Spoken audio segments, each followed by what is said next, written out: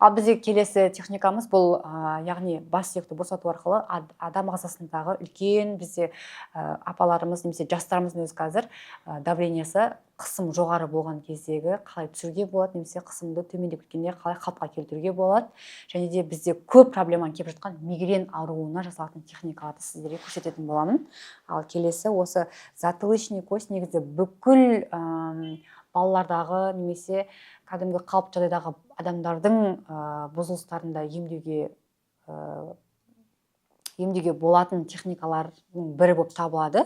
Бізде затылочка ол ең маңызды рөл атқаратын бас сүйек болып табылады. Енді біз сол затылычный костьті босату арқылы адам ағзасындағы қан қысымын қалыпты жағдайға келтіруге болады. Ал кеттік, көріңіздер.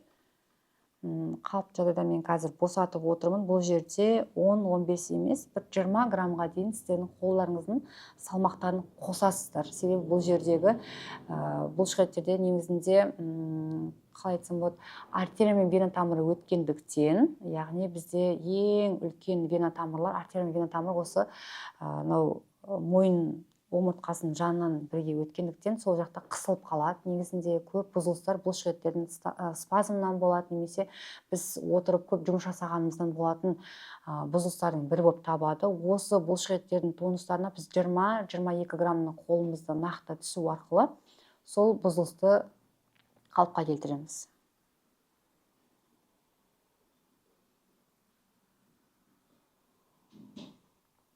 Бұл бұлшықеттерді босатқаннан кейін бізде қалыпты жағдайда бұлшықетіміз өз-өзімен күресе бастайды. Соны өздеріңіз сезіну керексіздер. Бұлшықеттің тонусынан түскен кезде сіздерде қолыңыз кәдімгідей тыныс алып, бұлшықеттің демалып тұрғанын сезесіздер.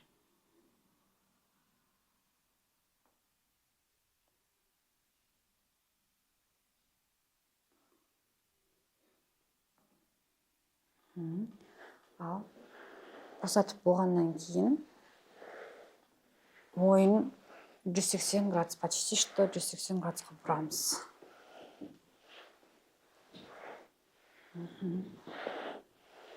Және де бір қолымызбен жоғары қарай көтереміз. Сіздің жаныңыздағы пациент сізге көмектеспейді. Сіз өзіңіз бас бұлшықеттерін, яғни бас сүйегін жоғары қарай көтереміз.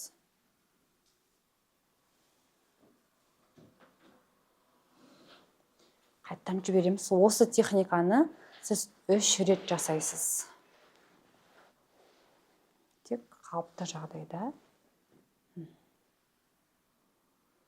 3 рет.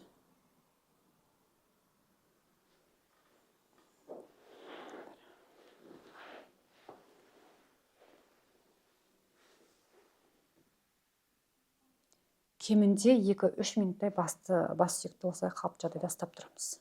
Сонда біздегі атлант омыртқасы, басқа кететін оттегі тасымалдайтын бұлшықеттердің барлығын біз босатамыз. Сол босатқан кезде басқа қан айналым барады. Қан айналым барғаннан кейін жүрекке артерия вена тамыры арқылы қанды жақсы тасымалдайтын болады. Мигрен ауруына да осы техника өте керемет көмектеседі. Себебі біз басқа қалыпты жағдайда оттегі барғаннан кейін бастағы бұлшықеттің бұзылыстары ағза өз-өзімен күресу арқылы емдеп отырады.